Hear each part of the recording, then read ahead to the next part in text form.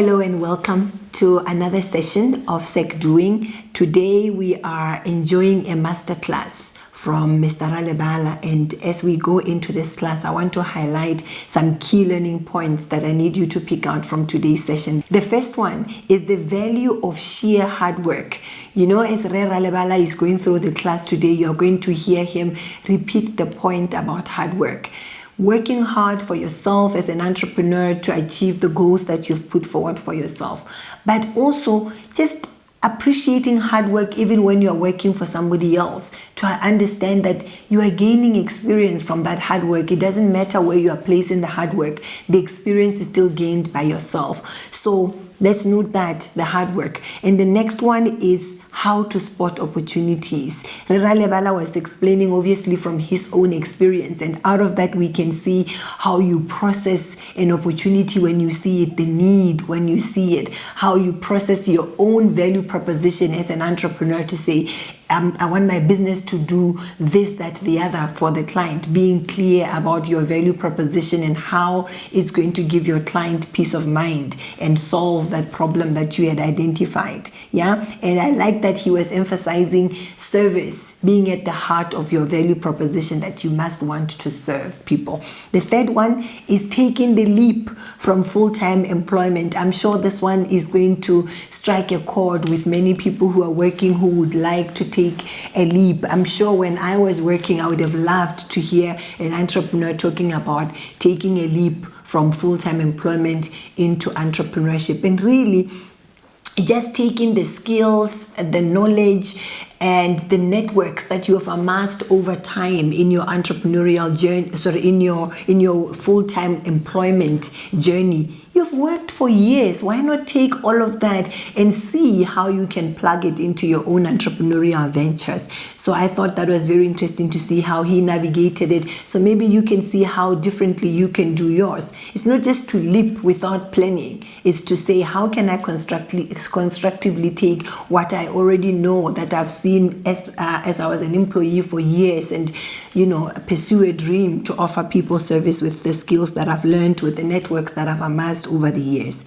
The next one is the importance of compliance. That as an entrepreneur, you need to know where regulation comes in, where the legal compliance is required, for you to know that you're a responsible citizen as a corporate on the planet. You must see to it that where there are checks and balances expected of you, that you're towing the line and adhering to the checks and balances. And the last one is the importance of integrity. It's last and certainly not least, because that's what Aryl Ralebala was emphasizing mostly, that we need to know the value of integrity, that to him, integrity is almost even your value. He says it without mincing words, that it's actually the currency that you can use to transact in business. It's your integrity. And he was emphasizing to us that it's not something that is built overnight. It takes time, and it's not something you buy over the counter. It's you stick your neck in and you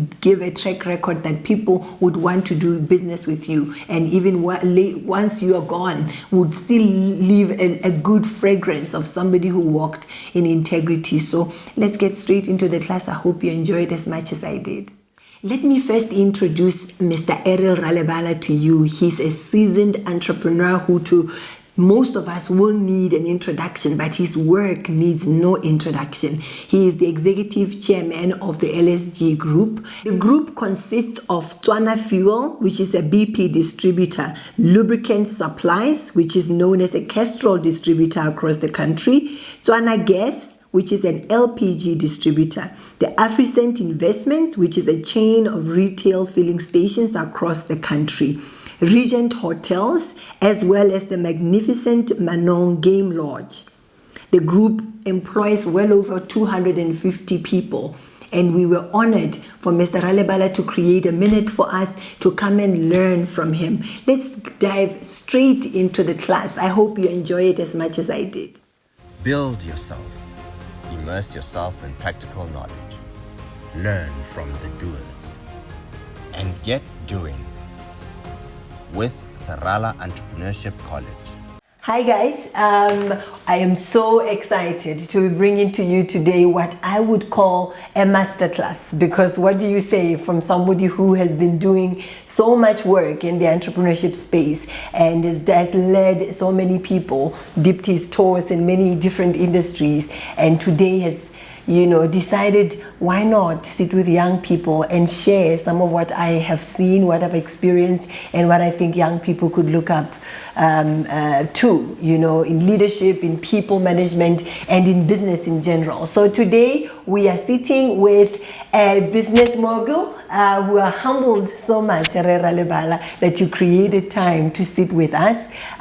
We are just going to be sitting here as young people and soaking up from what you know. Feel free to share. If you want to go deep into some examples, feel free, because maybe examples can help us get the picture better. So thank you very much for creating time to share with us.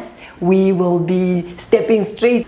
Oh, thank you so much, Veronica. Right. And thank you for giving me this opportunity to participate in your master's class. Yes. And I hope that I'll be able to impart the little knowledge and experience I've had over the years. Right. Yeah, thank you. Thank you. Okay. Well, if I may ask, why did you agree to take on this request? In fact, it's quite a mystic question, because in fact, I'm a very shy person, and really in my whole life in business, this is my first interview I've ever given. Oh. And obviously I think it's possibly because this would trickle down to the younger population. Right. Yes. I am so honored that I'll be the first who has interviewed you, and hopefully I'll do a good job at letting you pour out from your spirit. And just so maybe just as a start, why entrepreneurship as a career choice? How did you come into that? Well, maybe just to give you a background, I'm from Lepolole. Grew up in Gaborone. Went to school in Gaborone. To fast forward my life in terms of business. I think that I went into business because there was I always say it's a calling, but it's not a calling, but it's a motivation. I had a motivation to make sure that all the things that I experienced and I could not afford, or my family could not afford, and as things that I saw as a challenge, I could possibly put a little bit of effort and make sure that we are able to support those requirements. Right. Yeah. So normally as young people, we like to call it black tax, and we say it with not such positive undertone. We say, oh, as soon as you graduate school, you have all these people from back home that you have to take care of, and we don't see it as a positive thing. You took it as motivation to say, let me do something about this. Why? Yeah, for me, it's it's our culture. I mean, who would not? I don't think it's people call it black tax, but for me, I think it's a great opportunity in our culture to be able to look after your parents. I don't know, but I think that those who have opportunity to have had this opportunity to find the need to look after their parents as I have been blessed, Right. I don't think I would ever want a life where I have not been able to look after my parents. It's a great, what do you call it, a breadwinner. Yes. Other people might think that is a burden, but for me it has been a blessing. It was the challenge you needed. It was the challenge I needed. Right. Yeah. What would you say from your childhood, when you look at the way you grew up and the way you were raised, would you say prepared you for the man that you became in entrepreneurship, for this journey of entrepreneurship? Yeah, I think culturally, as a young man, I used to. My mom never worked. My dad was working for government, but You know, I learned to be a man at a young age in terms of going to look for wood and being able to hold the axe, being able to use a pick, being able to do all the things any man can do. So I just think that is a great opportunity. You know, it builds character. You know, as much as lately in modern times, people think that, you know, our kids must speak English, must be able to do extracurriculum, you know. They think that that is how they grow kids. But I personally think that our culture really had imparted this knowledge in me. And the work ethic. And the work ethic. So you'd say your work ethic was built quite early in the villages you're growing up? Yeah, I think just attitude to work hard, you know. You know, my mom was a hard worker. Right. I think I possibly took from you know, but I think that I took the work ethic of my mom and took the integrity of my dad. So I think those are things that really build character, and you know. But obviously, if those things get cemented, they're really basics. They get cemented as you get into real life. Yeah. Right. Yeah. So then you worked, which I understand was not exactly your highest moment, but you worked and then went into business before all of this was built. You had worked for... I had a brief stint at KBL and to Botswana breweries, but my formative years was with Shell. You know, I grew up in the oil industry. That's really where I think I learned all that needs to be learned, and that is where my attitude towards life was started crystallizing. Yeah, I was actually going to ask you, what value do you place on working first? Because as young people today, it's like what is being preached is you should not work for anybody else. If you work for somebody else, then you are not a real entrepreneur. What value do you place in having worked for somebody else before you ventured out on your own? Yeah, you know, one thing that is very important is that if you work hard, you know, for your employer, right? You know, you are not really being exploited by the employer. You are actually exploiting the employer, right? Because the experience sits with you, will stay with you for the rest of your life. So whatever hours you put in working hard for your employer, right? Yeah. Translate into experience that you will cherish for the rest of your life. Right. So I just wanted to emphasize that as younger people, you know, hard work, you know, it produces experience. So all I would tell them that please work hard, and when you work hard for yourself. Right. Yes. Fantastic. So do you think, when you look at your business and what you've been doing, your businesses, let me say, would you say there's so much that you learned during your years of work that you are using today? Yes. You know, there are just as a stepping stone into any business, you have to go through the mill. You have to have worked for someone, right? You know, and if you work for a corporate environment, you are blessed because, you know, you'll go through all the stages. You would understand, because a corporate image will teach you, accounting will teach you standards of customer service, it will teach you audit requirements, it will teach you all other spheres of business. So I was fortunate to have worked for a company like that, which obviously was formidable for me to have cemented what I am right now. Right. Yeah. I was actually amazed earlier when we were talking, and you said, I got the opportunity during my working years to write proposals and be able to convince somebody else with proposals. Yeah. Something that you then later used. Yes.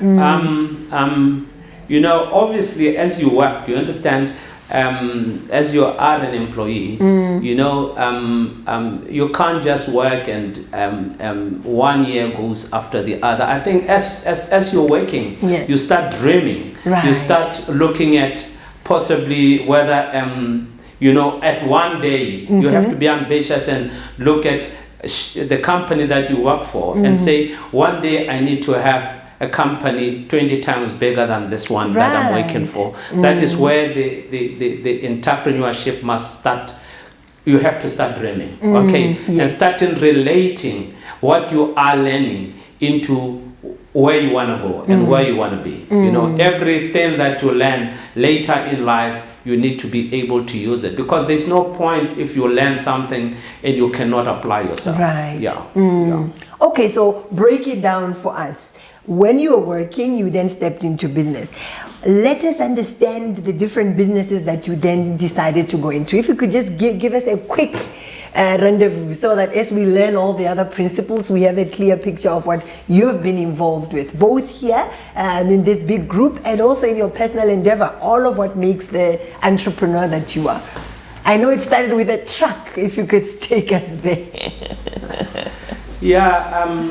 You know, I don't encourage. You know, I'm really here to teach people best practice. Yes. You know, and I might not necessarily be the right example when it comes to the fact that, you know, you cannot, and I'll not encourage people to, because I'm an employer. Right. You know, and in my contract, you know, it was very clear that I can't run a business within a business. Okay. Right. So just as much as I owned a small little truck during my shell days, you know, and it taught me that, you know, I can work 24 hours a day. Right. You know, so during my spare time, I would enterprise using this truck to deliver sand to would-be customers who were doing building, and out of that first truck, I bought the second truck, and I bought the third truck, and I bought maybe another JCB, and you know, that was back in the days. But you know, and it told me, started giving me self-belief to say, you know, this can be done. Okay. But I don't want to for once a second and try to discount, you know, my entrepreneurship, that what I learned while working for Shell. Right. Okay. Yes. You know, that was very important, because it made me, I was able to assess risk. I was able to learn the ethos of running business, relationship, integrity, you know, hard work, you know, and so forth and so forth. Right. So after the trucks, then you were full-time. You went out full-time on your own? Yes. You know, in any point in time, I think I've always wanted to stand on my own and try to self-actualize, to try to see, you know, the size of my wingspan. Okay. You know, how far they can stretch, and you know, I think that is every entrepreneur's dream, to be able to self-actualize. Truth. You know, to find deep in your inner self what you are capable of.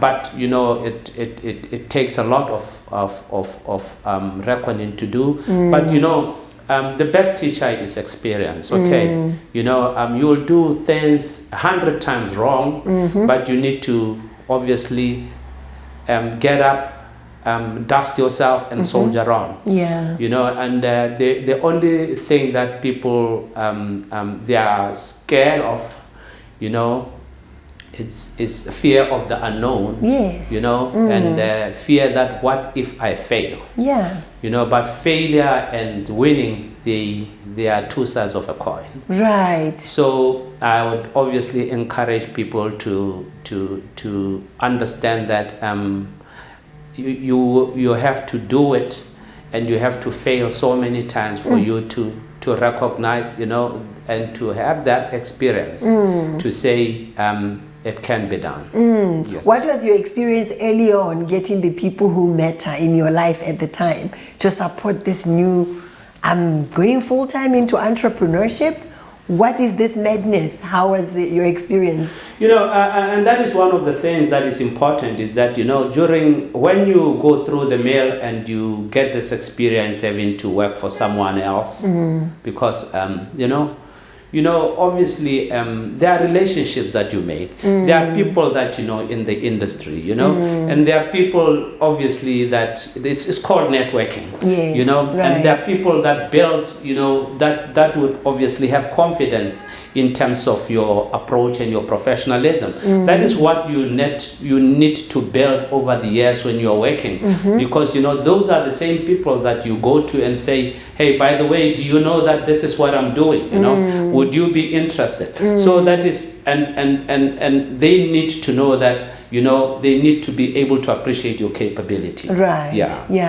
So, when you start your business and you've been working, it's not that you are going into a new planet.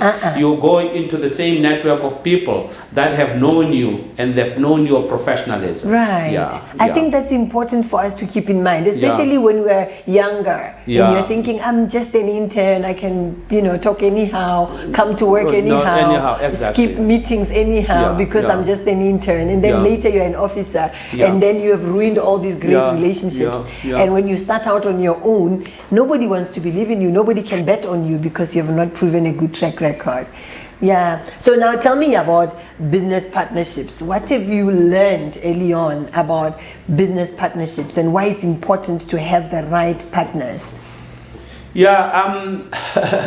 I think there's, sometimes I always say, there's always an element of luck in whatever you do. Right. But, there's no, to partner, it's like obviously, there's no difference between that and courting your wife. Yes. Right. I think obviously there has to be a relationship first before you look for a partner. And nothing is given, no guarantees. But you need to have told yourself that I think this is the right partner for me to go ahead, right? But generally is that you would partner with, obviously, there's no point in duplicating, what you're doing. You need to partner with somebody that can complement your lack of, knowledge in another field, but not only that, somebody that you share the same vision with, right? But it's important again to just more especially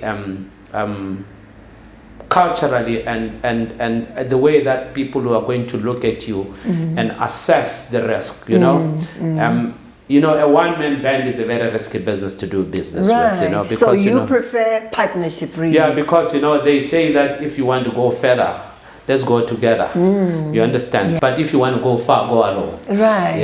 A lot of people who probably would be watching this have gone through very, very bad experiences with partnerships, where you've started something with somebody and then before you know it, they're either chowing the money or derailing progress in one way or the other. So your take on that is make sure you court these people before you get into a relationship, that kind of partnership, business partnership with them. But then how do you also maintain it? What are your sort of ideas there?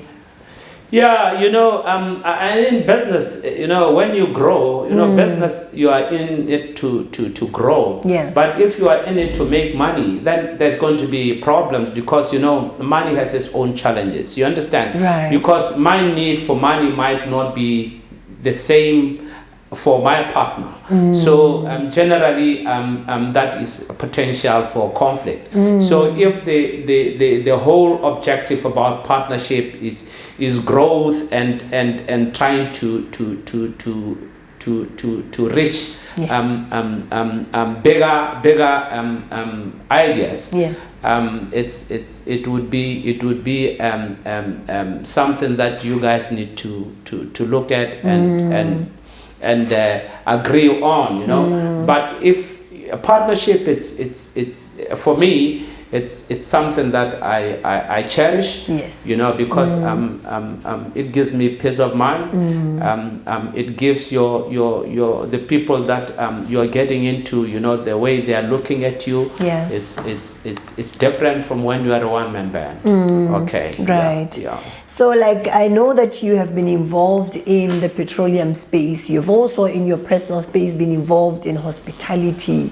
And now the academy that we're speaking about, that is an exciting new baby. When you think about ideas, how do you say this one is the one that I want to pursue? In fact, how do you even see opportunity? Because we like to joke and say people who come from outside Africa looking in, and they're the ones who are able to see opportunity. Here's Mr. Ralebala, who's been able to be gifted with that golden eye. How do you see opportunity, and how do you say that one I'm going after? Yeah, you know, every day is a new day. Yeah? Right. Yeah. Every day is an exciting day. You know, no 2 days are the same. Huh? Right. So, you know, how I went into a football, I think, not football, rather, let me just say, how I started the program of Football Academy.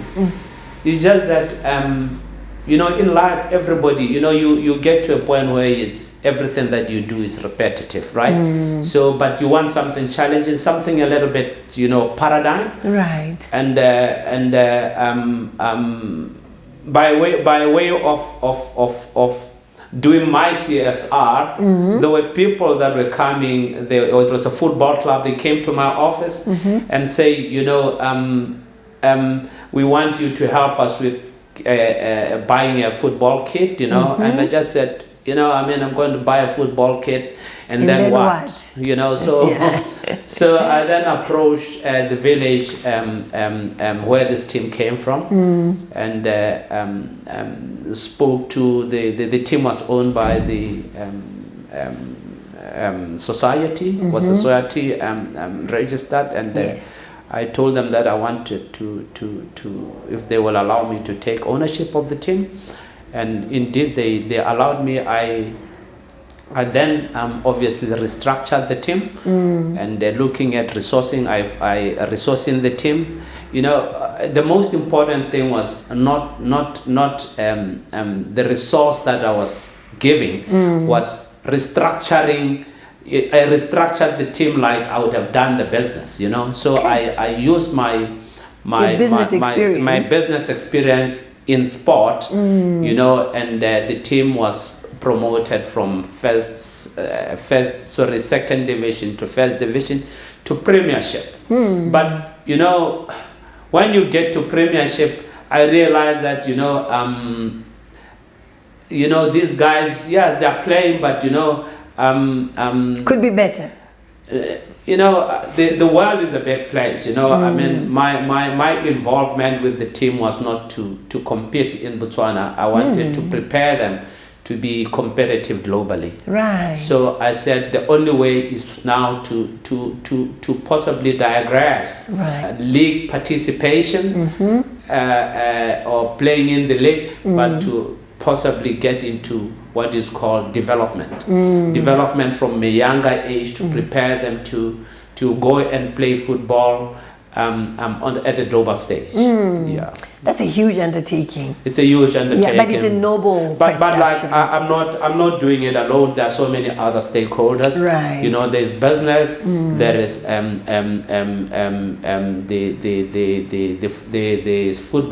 football stakeholders are involved as well. Right. So because it's a national project, you know, and it's got so many I'm very excited about it. Right. And anybody who lives in and around Gaborone will know the yellow cylinders that pass. That gas business, how did you get into that? Yeah, you know, one of the things is that in life, you know, from a personal point, you know, there has to be growth, and growth is about self-development. Right. You know, every so often, as a person, you need to say, what have I done to make sure that I stay relevant? Right. You know, and even in business, you know, there is what is called diversification, to make sure that, you know, you look at yourself and say, you know, what if, you know, and there are opportunities there in the market, and we saw an opportunities in this industry, which is, we are predominantly an oil industry player, and we saw this opportunity of LPG, and we thought we're going to do a different approach to how people buy or procure and get services of LPG, and we made it just easier for who is the person using LPG, right? I don't want to say you are going to run off our LPG, and unfortunately there is nothing in the market that tells you. Unfortunately, so far we haven't had a tool that can tell you when the LPG cylinder is going to go out. So we said, how do we block that opportunity? So we said, well, you know, let's set up a call center. Okay. Right. Yeah. We set up a call center and we gave it a toll-free number. Toll-free. Toll-free. Okay. Yeah, just to make it easier for the client. Yeah. And you know, that's innovation, and that is one of the things that, you know, in terms of entrepreneurship, is about innovation. What are you bringing? You know, and if you are going to do anything new in the business, you understand, and you are coming late, you know, come up with a better idea than your competitors. What you find existing. Exactly. That is you started key. off thinking, let's have a call center, toll free, that somebody can reach. But not only that, you know, the colors, you know, I mean, why a yellow color? You know, I mean, if there were cylinders, you know, one is black, one is yellow, one is silver, one is gray, you know, people out of 10 people, you know, they've chosen the yellow color. Right. It's just like the yellow cat. Everybody can recognize the yellow cat. Right. Yeah. So we picked, you know, I mean, if somebody asked us why pick up the yellow, you know, it's instinctive. Somebody can smell that, you know, that is a color. But anyway,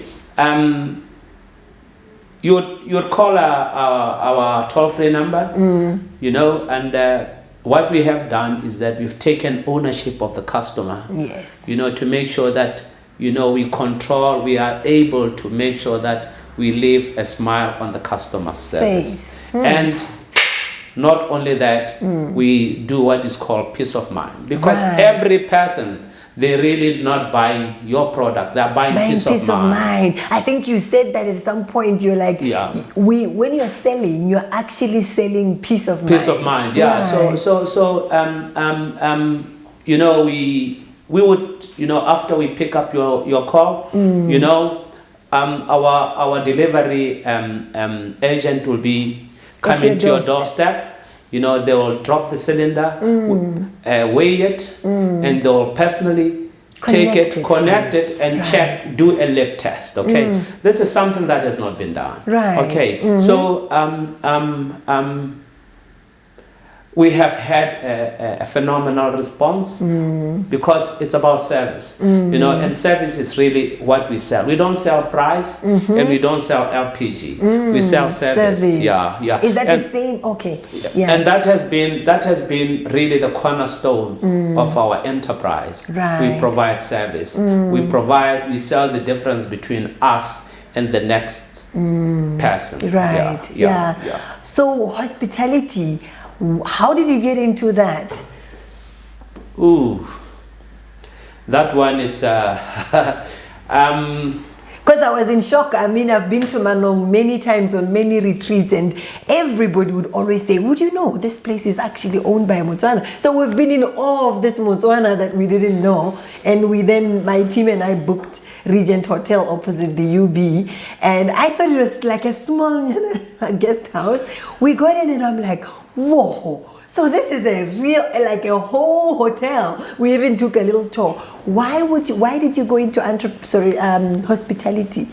Yeah, I just think that first, I think,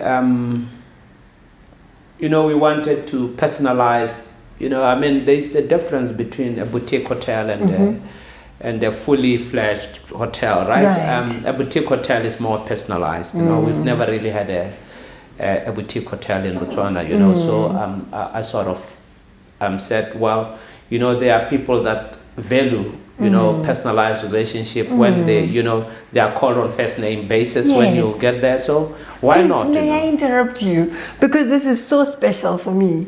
We were at your Regent Hotel, boutique hotel, and I ordered rooibos tea. Oh my God. There was this young man who made rooibos tea in a pot, like the way you do for your grandmother. And I grew up drinking tea with my mother. So I appreciate that homemade brew. He did it so well. I was marveling, telling my husband, this tea is so good. It's like we're home. And he comes in and I give him feedback. Before I even did it, like, how did you like that brew? It is so personal, to your point. It's a different experience when it's a different point, and the same as Manong. I mean, everybody understood that, for you to really go out for a retreat, you have to get into a plane, you have to go to the Okavango, you have to go to Maremi, you understand? Whereas I just think, time and it's cost effective to take a drive down. I used to be a cattle farmer, and I just saw this opportunity, and I converted my farm into a game farm, and because I saw this opportunity, and it's really not about the money, because my sort of inclination is towards service delivery, and to see a smile on a customer face, and to be able to ask the customer, how are you, is the service good? And that's how we came to Manong. And I must say that we have been able to one of my first 2-3 weeks was be able to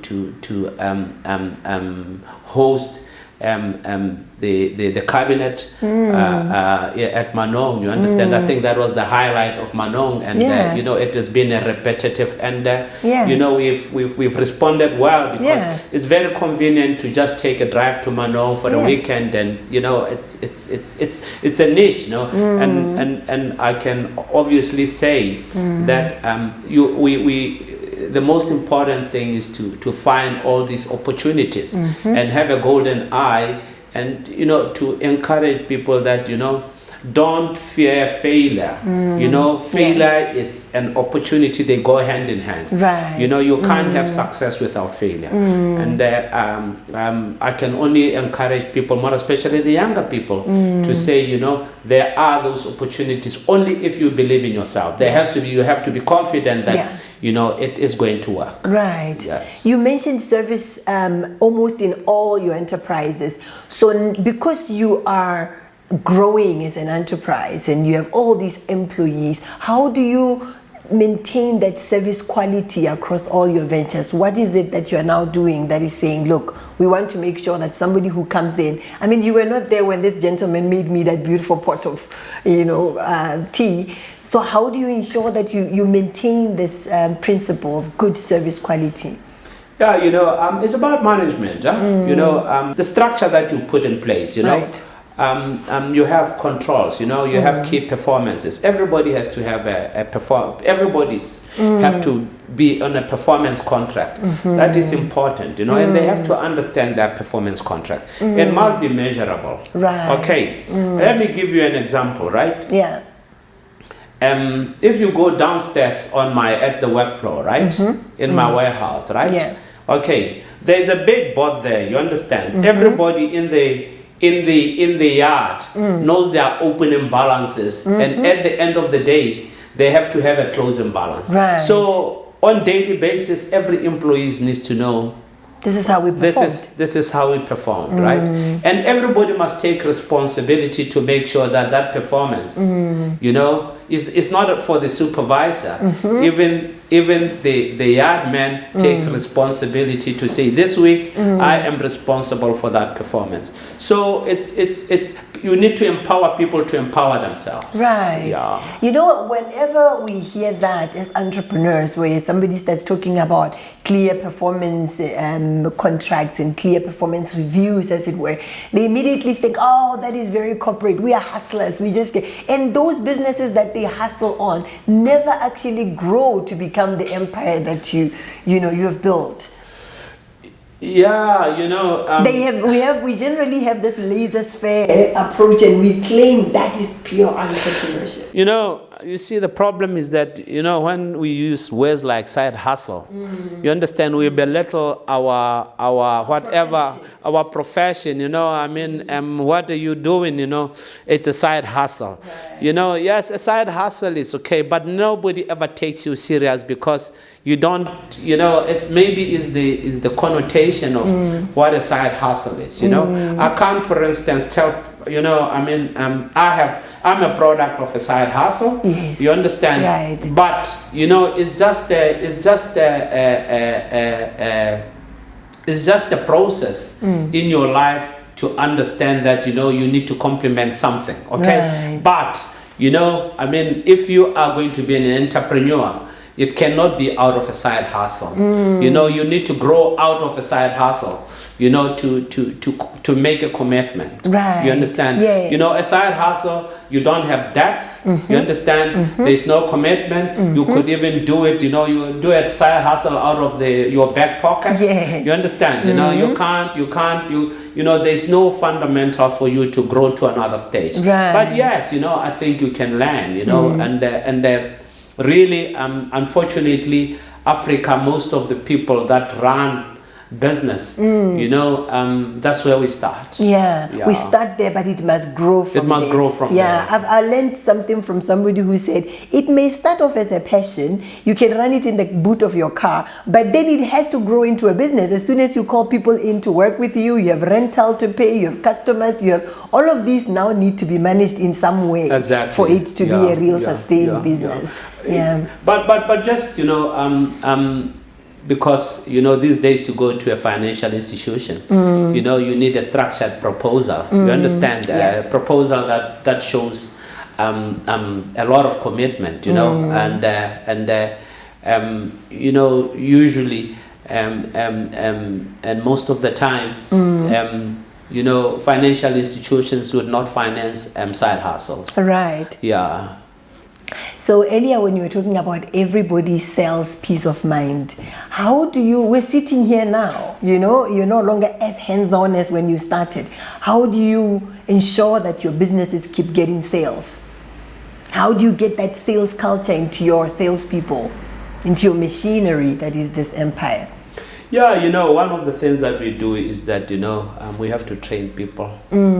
Yeah, you know, you have to train people and make sure that there are systems and control in place. Right. You know, and we are, and the same thing that we are saying is that, you know, we are a sales and marketing company. You know? We don't have anything. We are a numbers game. You know, everything is measured in kilograms and in liters. Right. You know, and that is, you know, it's very simple to know. But obviously, we just don't look at the numbers.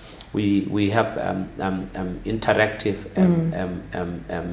tools with our customers, you know, to measure the customer satisfaction indexes. You know, we physically interact with our customers. Right. But the custodian of the first interface of the customer is our sales and marketing people. Yes. But yes, we do get involved as well at an executive level.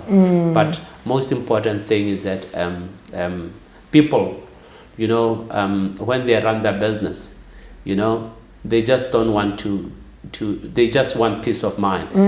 If you become a supplier that like we are, yes, of goods and services, yeah, you don't want to hear a phone to say, listen, we did not get a delivery or your pricing, all these things.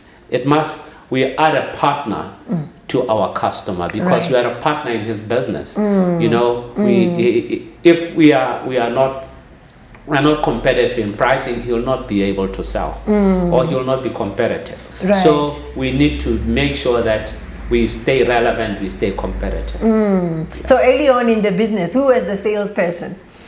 Yeah, I Or started. who was Listen, the main part of the sales team? Like I said, obviously, when I left Shell, I was at much senior managerial level. But when you start the business, you are everything. you have to be the delivery man. Yes. You have to be the but there are basics. I'm like, one of my mottos is that please, the phone must ring 3 times. Okay. Yeah. Not more than 4. Definitely not more than 3 times. Right. That has been my motto, and I still sing the same song up to today. Right. And please, maybe if you want to test, you can call my office now. Right. I'm not too sure about my cell phone, but at least my office should be able to answer you the 3rd time and be able to assist you. And why is that? What's the ideology behind it? Because I'm sure it's more than just the ring. It's like... No, it's just out of my experience. As you go, you phone offices or you phone businesses, the phone rings 100 times and then when somebody eventually answers it, they say, hold on. You understand? Yeah. And then it can be so frustrating. And you go away, really. And then, it's a bad experience. So I just think that the phone, because... just as much as people might undermine the receptionist, but that is the ambassador. It's like that is the first contact of the business. Okay. Yeah. And generally, if you can get somebody to answer quickly and be able to assist them promptly, you understand? Right. I'm sure you've won a customer. Absolutely. It's the small things that really matter. You understand? Regardless of how big your empire gets. It's just the small things, and that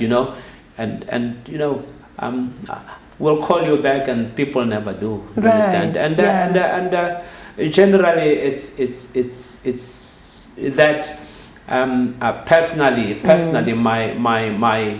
my passion is lean and mean companies, right? Yeah, because. I think it's because I'm an attention seeker. I need to be recognized. I don't want to be a number. That's why you have yellow cylinders. Yeah, exactly. So I'm more towards a company that are smaller, but they make impact in the market. Right. I think corporates, big corporates, they have their own role, but I take it that yes, you can get a lot of experience working for the corporates, but I just think that you become a number. Right. But today you've built your team, you are now an executive chairman. Yeah. So you have an executive team. Even at this level, and you're still so entrepreneurial, how do you stay in touch with the understanding of the evolving needs of your customers across your different businesses, where you're not detached and saying, I'm an executive? How do you get yourself informed about what do my customers actually need? Yeah, but I'm an executive chairman. So an executive chairman has to 8 or 5 o'clock job. Right. So my job is to look after customers. Fantastic. Yeah. My so job, that's not a job one outgrows. No. You don't outgrow that. Customer is the king. So yes, and that is we like do planning. Scenario planning. We want to know what this market is going to be in the next 5 years. Fantastic. That's why I am saying that you need to keep on it comes from self-development, as well as, you need to understand where you are going to play in the next 5 years. So you can't be stagnant. You always have to be dynamic. Fantastic. Yes. Okay, so I want to go a little bit into the issue of staffing and people. You have worked with many employees who have come and gone. How do you recruit? What is, to date, what would you say now you use when you're recruiting? Yeah, that's another difficult question. It's like partnership. Huh? Right. Yeah, sometimes other people do what is called headhunting. But most of the time, it's just purely instinctive. You just have to say, out of interviews, that's why we interview people. And generally, sometimes you can pick up the small little thing, but generally is, what does the guy want out of life? What does he, what is his background? What is this, where does he want to go?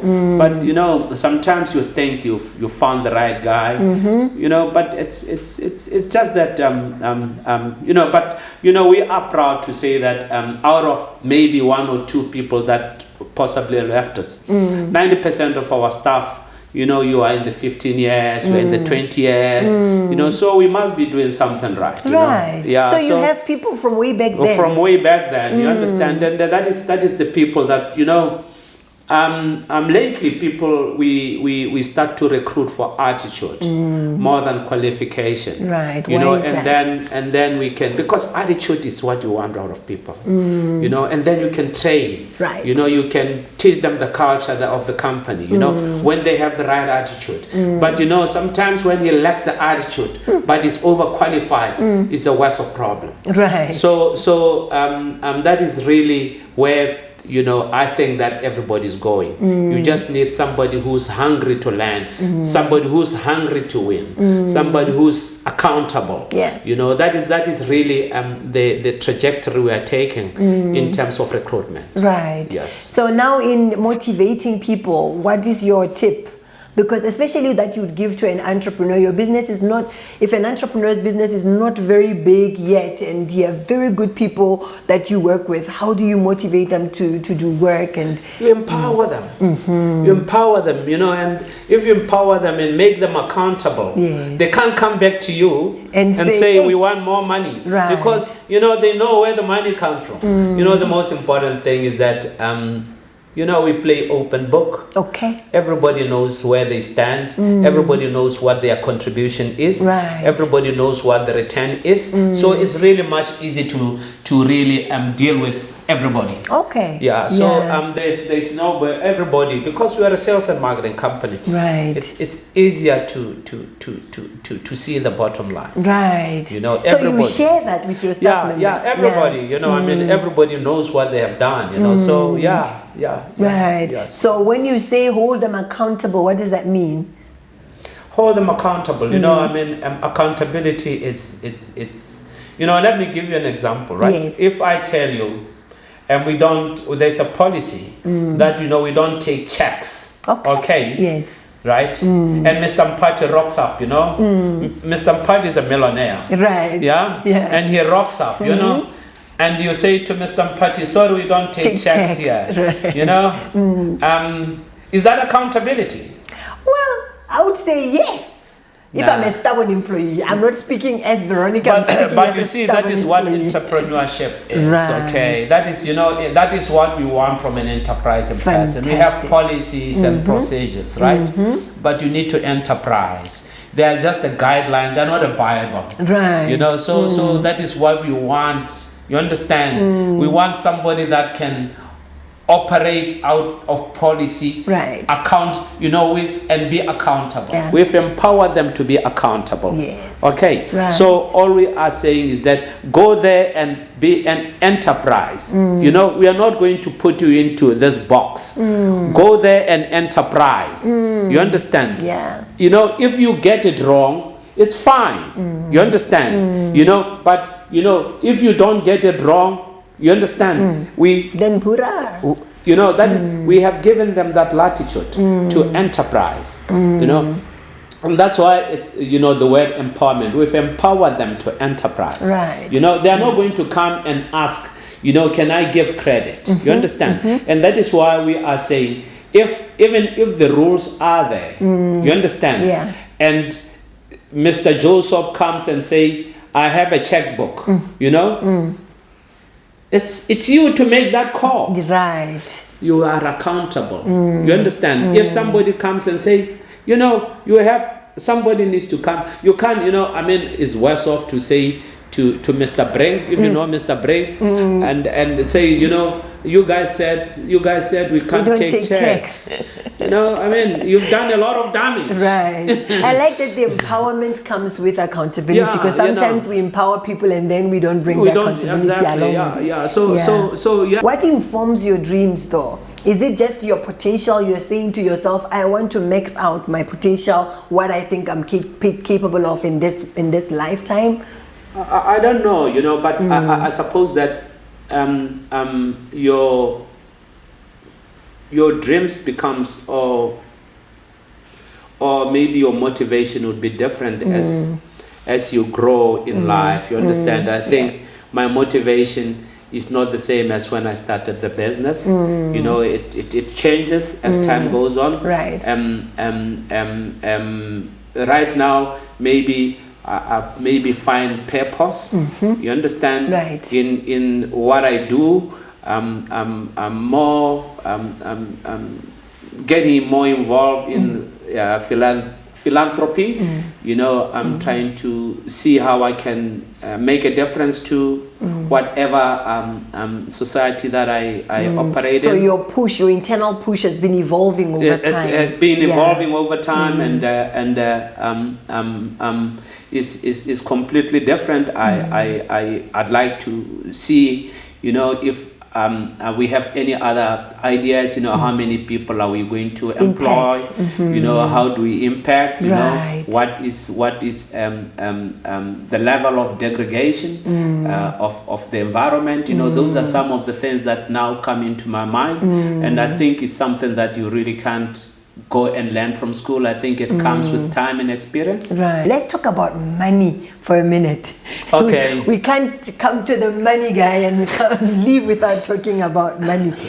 Usually when we talk as entrepreneurs, we like to say, we don't have capital for this, we don't have capital for that. And we get curious when somebody has made it in entrepreneurship. We're like, where did you get the money to start?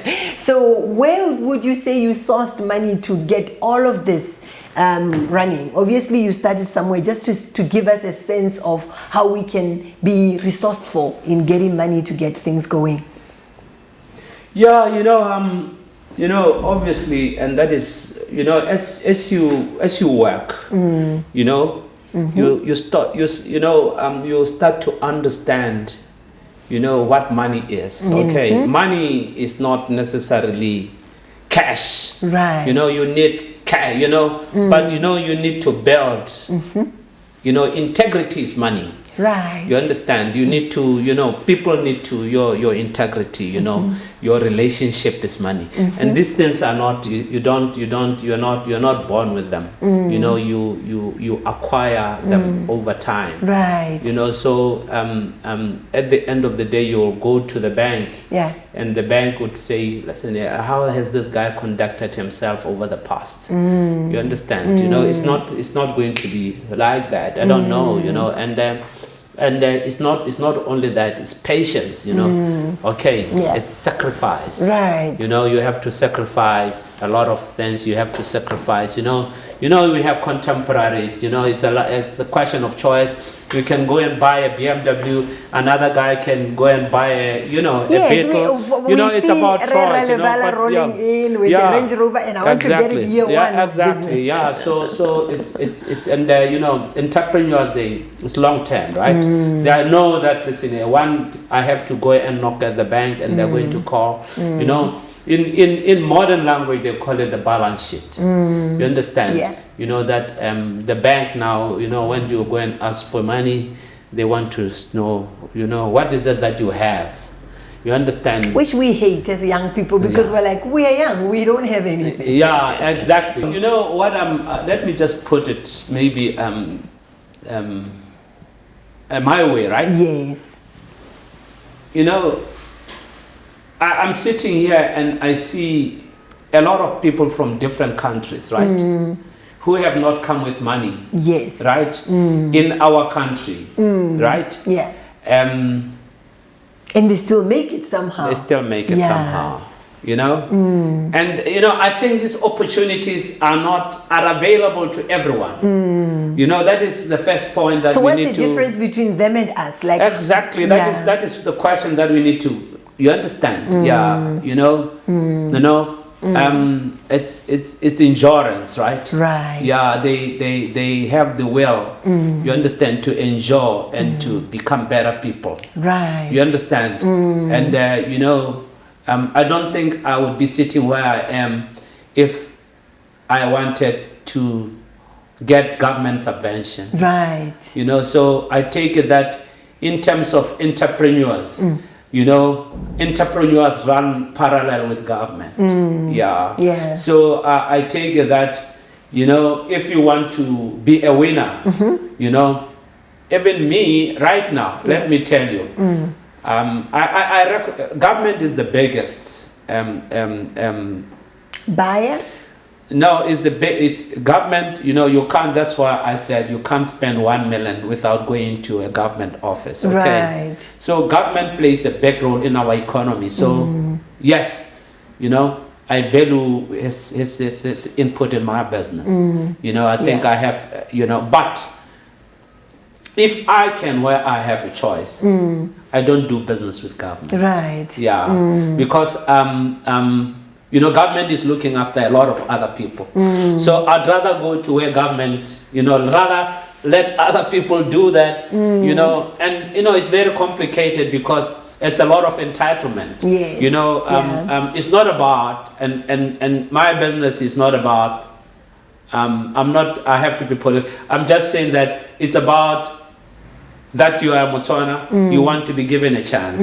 It's not about, I'm an entrepreneur, I've innovative ideas. Give me, you understand? Yeah, it's about, you know, so government is looking after, and I don't want to be caught in that that confusion. I love that. So my structure of the business, if you look at it, you know, I like to do a business where people value service. You understand? Yes. People value service, and they. So it's you and the customers. Exactly. Yes. They value my service without being, you know, or size man or Otswaka. You understand? Yeah, exactly. So we normally actually call it gatekeeping, that if we can find an entrepreneurial lane where we don't have to go and bother entrepreneurs must just stay on their lane, right? Yes. If you wanted to now talk about you know, how do entrepreneurs get funded? Yes. You know, if unfortunately, you know, if you are not funded, you know, you need to innovate. Yeah, you need to do the hard work. You understand? Yes. And that is how it is. But fortunately, somehow, I don't know what it is, but the guys that started it hard, you understand? You know, they always make it to the top.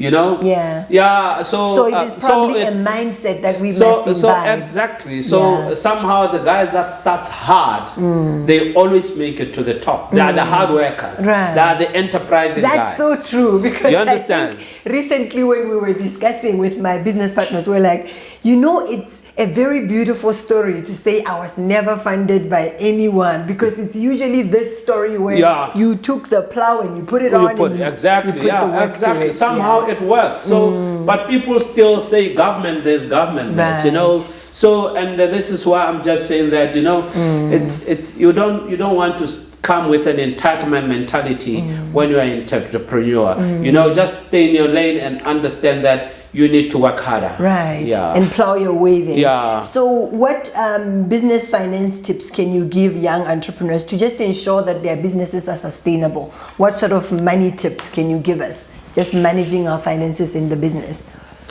Yeah, and that is why I say, one of the things that will ever stay with you is not the money. It's your integrity. Right. Your integrity is your value.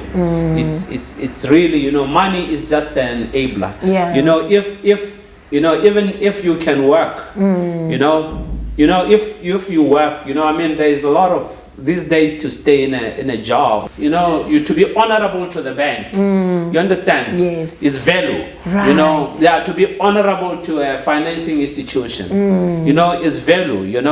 These people can trust you. You understand? Right. Yeah, you can. So in terms of finances, are you saying maybe if you are running for a couple of years or whatever, just make sure that you do your things with integrity? You have to, integrity, and you walk away. You understand? But time. Time is value. You understand? Okay. Time builds a lot of things, and people know about you. You understand? Right. That is how. But the problem is that entrepreneurship matures. Right. It's not spontaneous. Okay. It has a lot of other things that needs to come into play. You have to have relationships. Because you cannot just be in entrepreneurship. People need to trust you. Yes, you understand? absolutely. And the trust is a function of time. So that is why we are saying, entrepreneurship must be a little bit patient. Right. But the modern entrepreneurship is, you understand, they want what is called the critical path analysis. Yes. The shortest time to make money. Instant gratification. Exactly. But sometimes it can, but that is not what there's no value in that, because it's like a lottery. You understand? It's like winning a lottery, But where there's value, where is value, there has to be an element of time. Right. People need to relate to you. People need to it's like trading. You don't just give in credit terms. Yeah. People need to. How did this man conduct his account over the years? And it's a phenomenon that it's a function of time, unfortunately. Right. So all we are saying is that they need to create that value for themselves over time, and it's something that it's a function of time. There's nothing that you can do about it. I like that. So we have to pump in the patience. You have to pump in the patience, Right. and the trust, and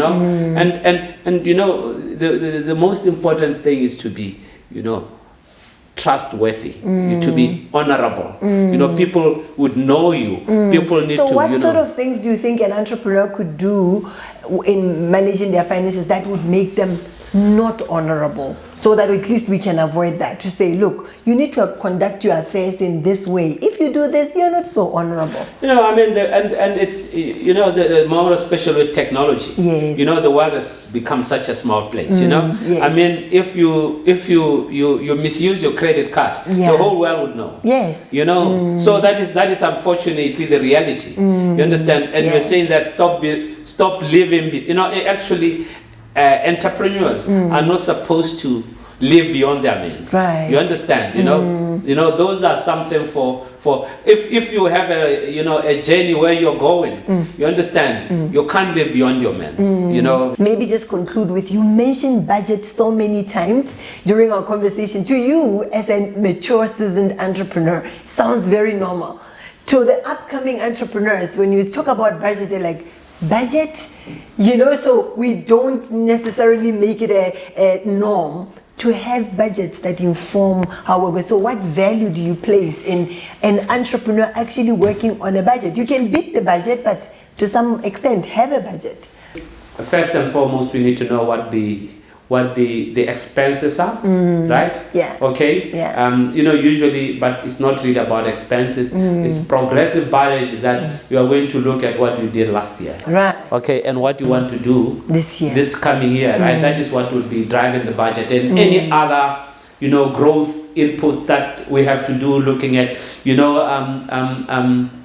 What has been the challenge this year? Are we growing negative? You know, we've just had COVID, or you understand? You know, there are just so many other things. Okay, Right. but and that is from a company point of view, but from a personal point of view, right?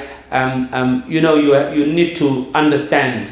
You know, and it's not very different. You know, how you do yours and the company, you know, are you going to spend? You're going to buy a brand new vehicle when there's COVID? Right. You know, it's all. You know, it's a financial prudence. We call it financial prudence, and it's financial discipline. You know, and it starts there. You know, I mean, you can't just spend money you don't have. Right. You know, when you talk about you have your own plan as an entrepreneur, and the business has its own plan.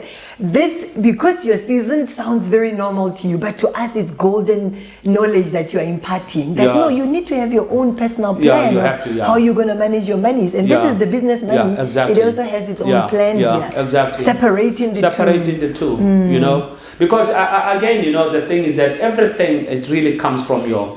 You know, it becomes the way that you run business is not different from the way that you are going to live as well when you get to your house. There has to be a semblance. Right. So now let's talk about doing business in Africa. You've done business here for a long time, and I know you spoke about dipping your foot in Ghana at some point, but I know that South Africa and you and Botswana, you know, you work a lot together. So you've had a sense of doing business here on our continent, and even appreciating from people who come into our continent also what they think about doing business on our continent. So what would you say is the most challenging thing or things about doing business in this continent, or just I think on top of the list is capital. Yeah, you know, and it's not only capital, it's an expensive capital. You know, I mean, and I just think that, I don't know, maybe it's because we are undeveloped country. I sometimes feel that, you know, we work more than the guys in developed world. I just think that, you know, it's just as much as, you know, I mean, the people have numbers. You know, it should have been very easier, you know, to do business in Africa, but. You know, I really don't know. I really still, you know, just access to capital. Get very disappointed. You know, sometimes even when you do work hard and you try to do, you know, you try to don't see what the future of Africa is. You know, I'm not trying to paint a gloomy picture. Yeah. But you know. But it goes to corruption, you know, and that is, you know, relative to the topic that we are talking about. Yes. That, you know, if we are talking about young people, you know, what is their chance of survival in a corrupt environment? Right. So, but I think that is something that, you know, can be fixed. You know, if we all stand up and say no to corruption, you know, but. You know, it becomes easier because the guys that don't want to work hard, you know, will fight tooth and nail because, you know, that is the only way they are competitive. So it's very traumatic experience that, you know, more especially if you can experience it and you are capable and you know, there's merit in what you are doing, and people don't possibly recognize your ability or your entrepreneurial ability because of, you know, the cloud that hovers around that comes with corruption.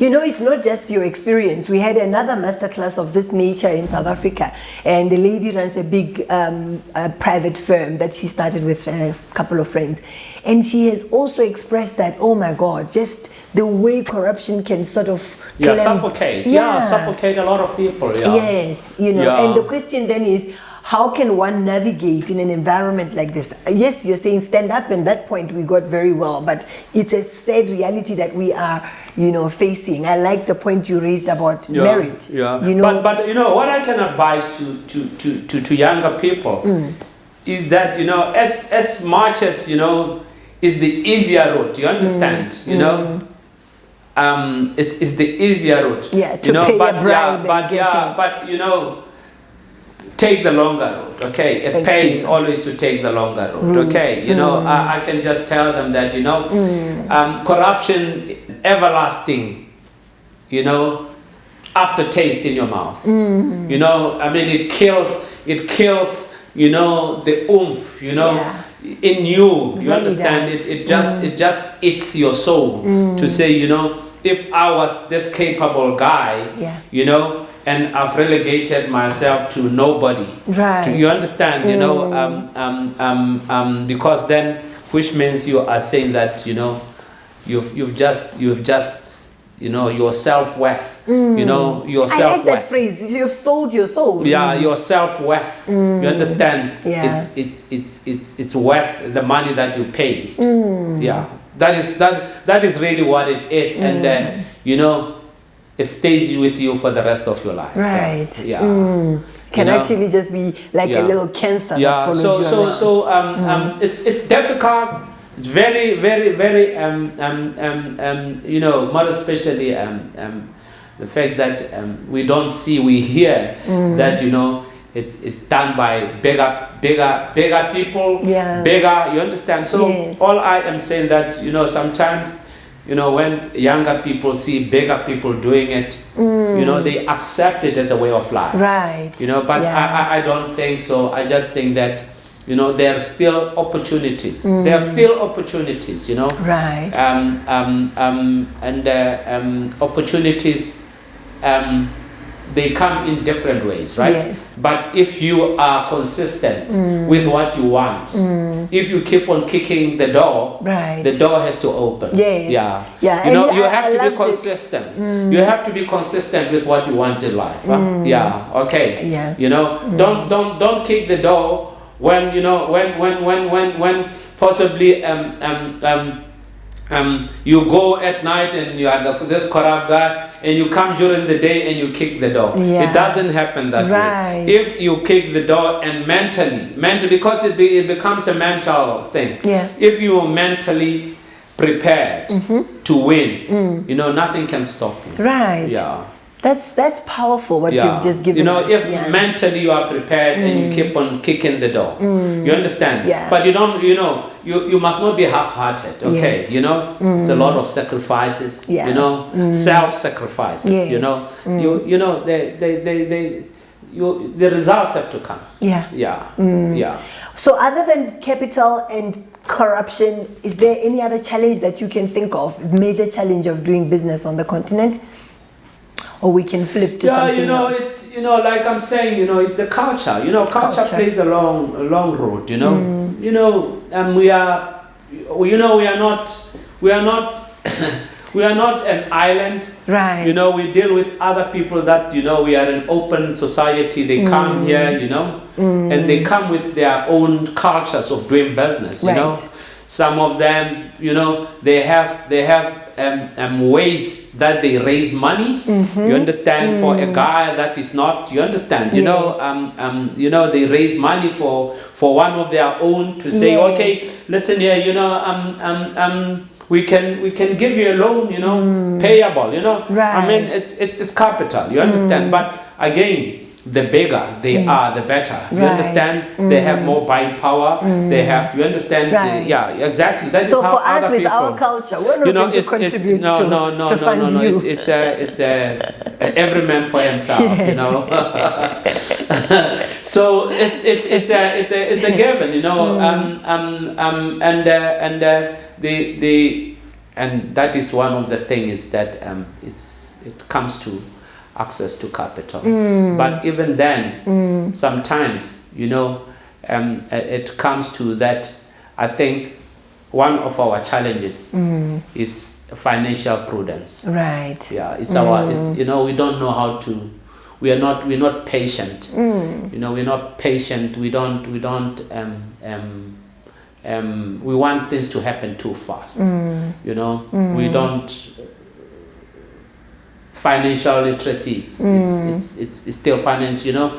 We seem I to think not, also seeing the majority of the nation would be employed and they would go and get a loan and get a fancy car. Within 2 years, we're already driving a fancy car, get a loan for a house. And then here is an entrepreneur who hasn't gotten a loan, is not even, you know, credit worthy to get a loan for a car, a house. They feel that pressure that those who chose employment get to live these fancy borrowed lives, and then you're still hustling. So this is where usually the impatience with the entrepreneur comes in. I also want to show that I can get a car or I can live well. that is you know, that is the discipline that we lack, you know, the financial discipline. You know, it's a big setback for young entrepreneurs. Yes. You know, they've got peer pressure. You know, it's worse with social media now. So all I just want to say is that, you know, it's a function of time. Yes, it's a function of time. So they just need to patience and be discipline. Patient, you know, I can tell you that you know, we are not. You know, money is a foreign thing to a lot of us. We are new. You know, commerce is money, and I still think that a lot of us don't understand money. Right. You understand? Or they don't understand wealth management. You know, entrepreneurship, you are trying to create wealth. Right. But you know, it's the management of what you want to create that you don't understand. So I think it's something that we need to look at, you know. But whether, you know, other people think that it's something that we need to be taught at school, you know, you know, financial literacy. Because it's something that is really foreign to us, you know. I mean, a lot of people, they don't know turnover from profit, you know. They just mix it up, you know. So yes, I just think that you know, entrepreneur it's somebody that, you know, I mean, and you know, we have all different levels of entrepreneur. You know, we have a lady that is having a table by Choppies. We have an entrepreneur at a level of, you know, and you have a different entrepreneur, but they all of us, you understand, there's a limit in terms of what you do, and the one thing is that we do not respect that, you know, there is a point in your growth where you need to bring a financial person in to, you know, you know, who has been doing it, and you know, that is the point is that instead you would maybe bring your wife to say, come and count the money. Right. So now on the flip side, what would you say is critical for success in business in this continent? If one is to do well in business, what would you say, look, it's very critical that you nail this? I'm hard work, huh? No, you have to put in the hours. Right. You know, I mean, you know, sorry to mention names, but you can see Mr. Dada, I think that he's well over 80. Right. But he still wakes up in the morning. And you puts know, in the it's work. a way of life. You understand? You know, you know, you have to understand the sacrifices. You know, that is not just going to be. You know, you have to sacrifice to get the benefit. You know, you're going to have to sacrifice a lot of things. Maybe, you know, I mean, I tell you that maybe a lot of people, because of this, you call it black tax, right? Yes, yeah. You know, you have to maybe postpone your marriage so that, you know, you could make sure that all your ducks are in a row if you feel very passionate. Yes. You know, you know, partnership is not a bad. It's not a bad. You know, it's not a bad. You know, you can do it alone. But like we say, really, you can go far alone, but if you want to go further, go together, go with other people. I love that. So you know, there has to be obviously motivation for you to win, succeed. you know, to succeed. You know, you know, and you know, once these things, but out of this, you know, if you have integrity, you understand? Yeah. You know, you know, everywhere you go, you understand, Yeah. you say, listen, guys, you know, can you give me this? I'll come and pay you tomorrow. You understand? Yes. You know, without spending a cent. You The understand? integrity speaks for you. You know, that Yeah. is, you know, like I said, you know, it's a life. I don't want you to call it a lifestyle, but Yes. it's a way of life. Right. Okay, yeah, it's a way of life. You know, there are things that, you know, you can't do when you're in business. Okay, you know, yeah, E.g.? yeah. For example, No, you know, I mean, you can't, you know, what can I say? You can't be seen in places that people are going to start saying, you know, for instance, you know, you know, I mean, I think if I saw my business partner, yeah. you know, in a gambling hall, I'll have a problem with that. Yes. So you're You know, saying let's protect our integrity, even you know, the perception of exactly. integrity. You know, they're just, you know, I mean, there are things that you can't do. You can't be in a what do you call it? What do they call it?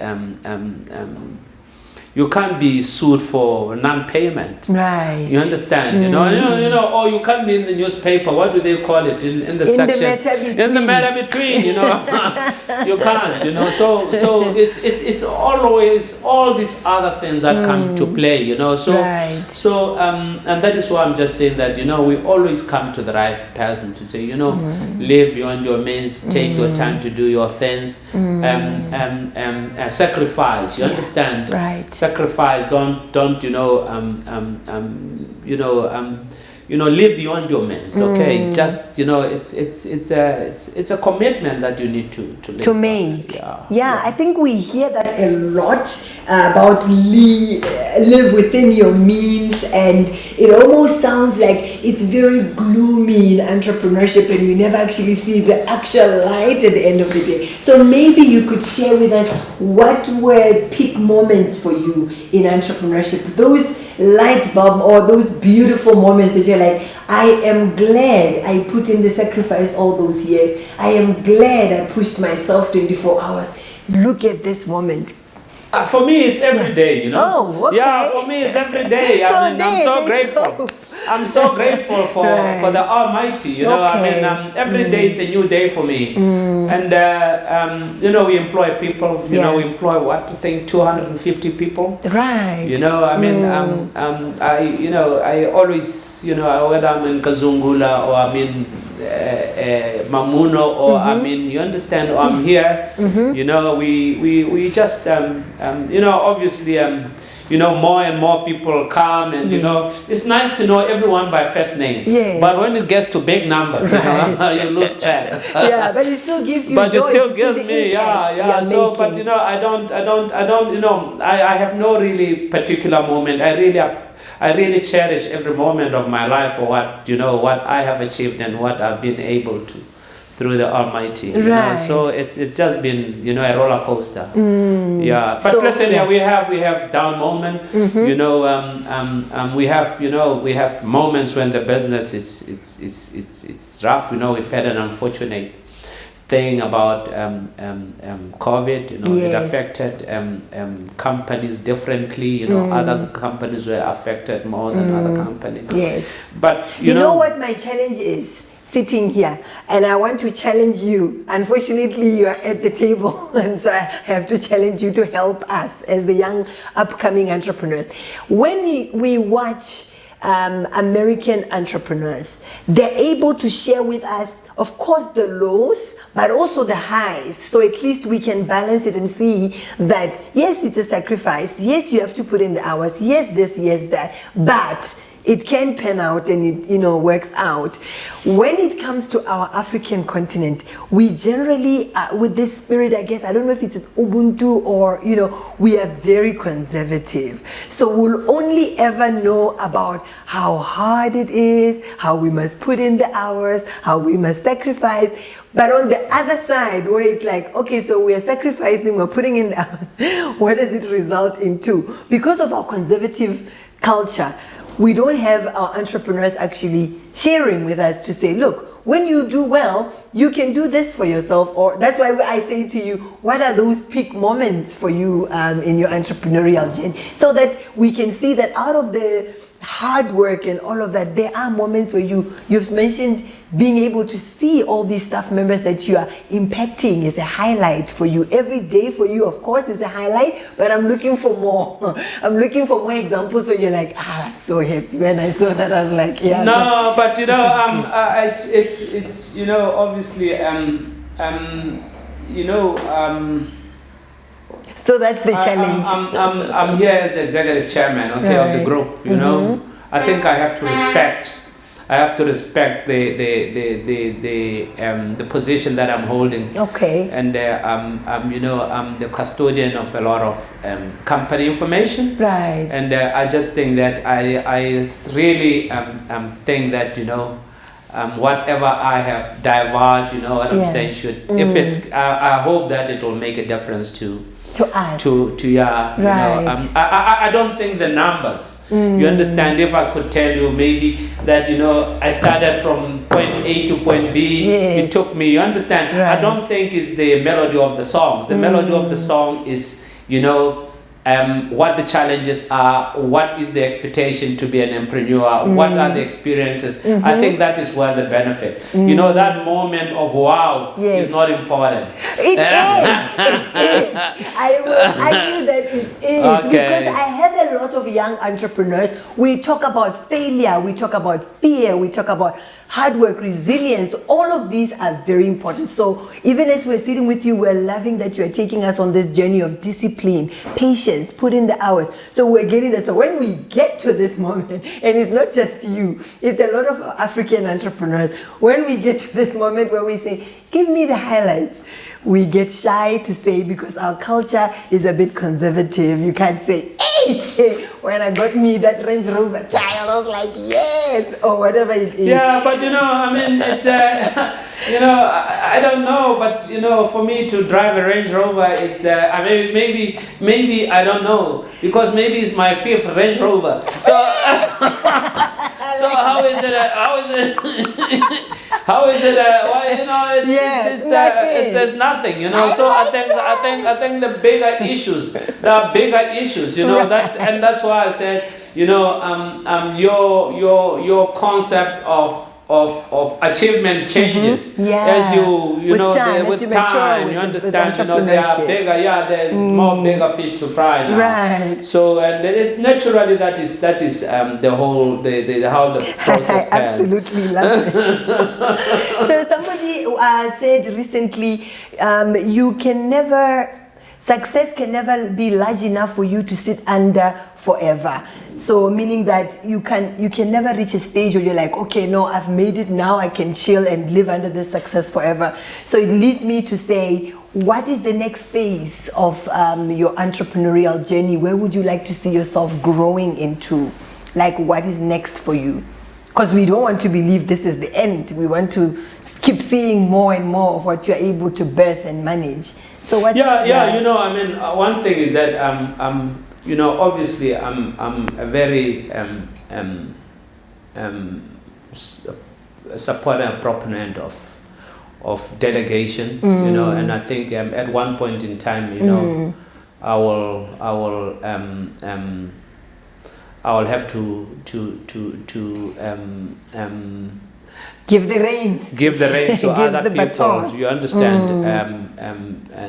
I think but I've just told you that my passion now has transformed to. Do you have any children of your own in the business at the moment? No. This is very professional. Right. That's why I think I have my own problems at the house, my own personal challenges. Right. I don't bring them here. Right. Okay. So. But have your children never said, we want to actually be part of one of the businesses?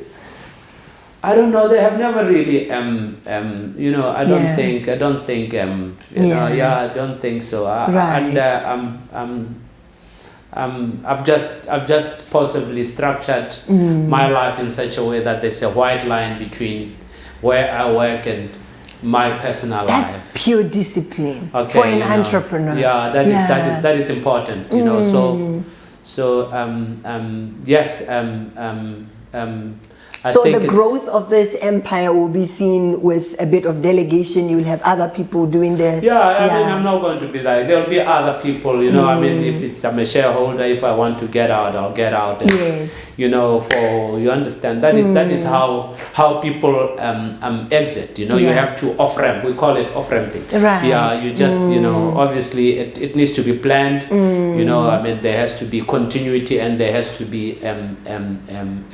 But somebody who works as hard as you do, you probably go crazy sitting at home. No, You I'm not going to probably say go that do home. other things. I thought I told you that I've just built spend a lot of money in terms of building, you Yeah. know, the Football academy. Yeah, so it's a whole lot of work, a different challenge, Yes. different mindset. Right. You know, when you win, it's totally different from. It's not about money. It's a different win to say. You know, I've produced a Ronaldo, he Yes. plays at Manchester United. Right. You know, that is a different win, you know. So it's not counting the pennies. Right. Yeah, So yeah. you're looking more for impact in people's lives Yeah, now. exactly, Yeah. So, but exactly. in terms of philanthropy, because I know you're involved in many philanthropic endeavors, what informs your philanthropy?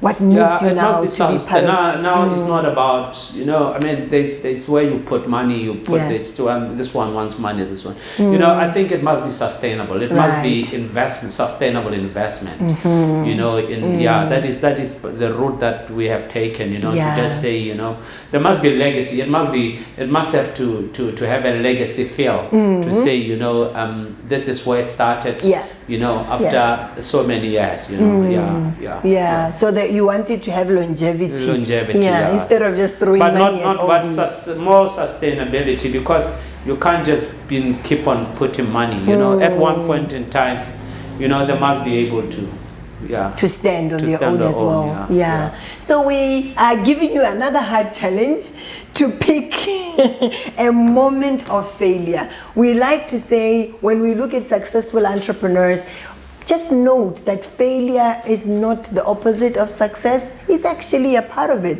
And I've seen, having interacted with you, that you actually don't even recognize failure. Some of the things that you would tell my husband and I, that would say, oh, that was a blow. You're like, no, I've never actually experienced failure. We're like, so you didn't see that part as failure? So we want to challenge you to share a moment or two where you felt, hey, this was a bad blow for me. Yeah, as but an you know, entrepreneur. and let me say, why maybe I don't recognize failure. Yes. Is because failure and winning, they're the same, you know, Right. they're intertwined, you understand? In business, Yes. you know, I mean, you have so many failures every day that, you know, you lost Right. count, you know, and, you know, they stand out as winning, you understand? So the winning cancels the failures, you Right. know? Yeah. You know, let me tell you, it's about decision making more than a failure, you know. Is that sometimes you have to go and invest, Yeah.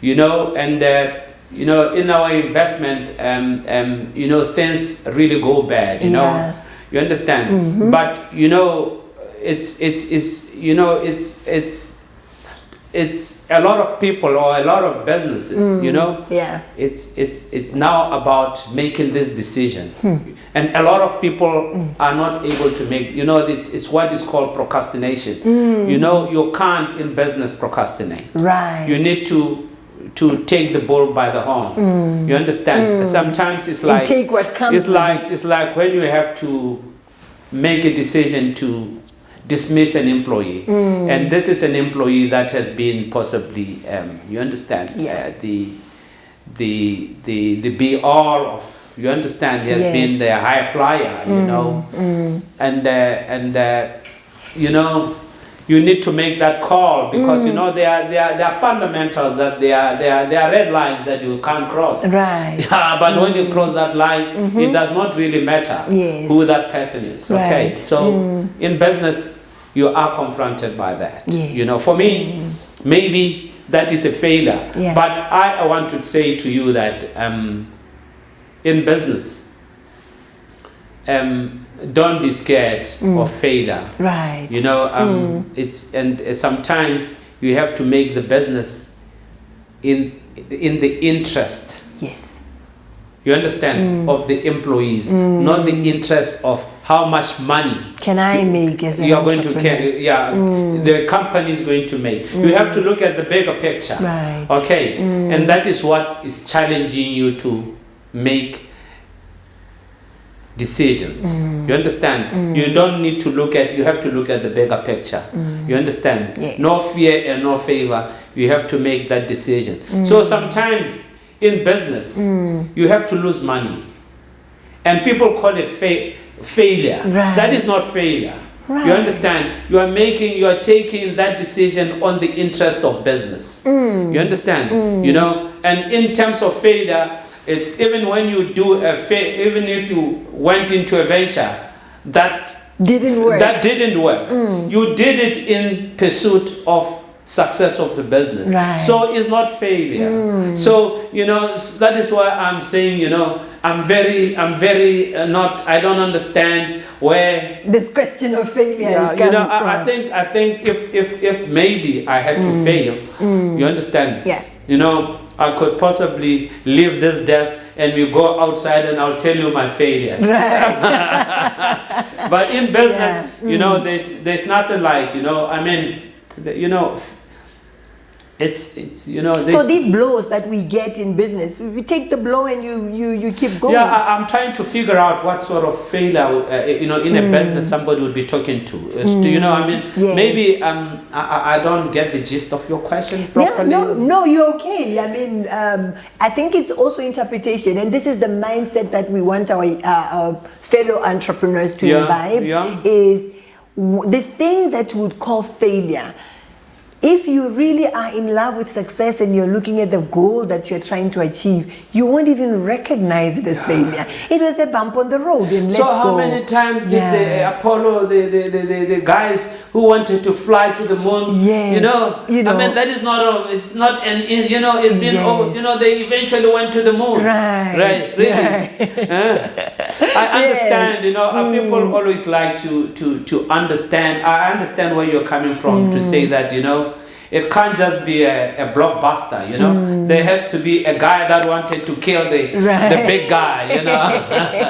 I don't have that, you know. Yes. I don't have that, but no, you know, but I think we are learning a lot even from your response, the way you have responded to it, because what would otherwise be termed failure is a journey. It's part of the journey. It's in there. It's part of the success that we're talking about. Yeah. So we shouldn't sit there and put our heads on the head and say, "Oh, I have failed." No, it was one of the ventures. It was a decision. For me, I know, you know, I mean, every day. Then, you know, every day, you know, there are people, you know, who don't pay. You understand? Yes. And we have to write off that amount of money. Yes. You know, can we say that is a failure? Failure, right? You know, so, but you know, these are experiences. And you know, you've given a guy credit, he doesn't pay you. You know. Yeah.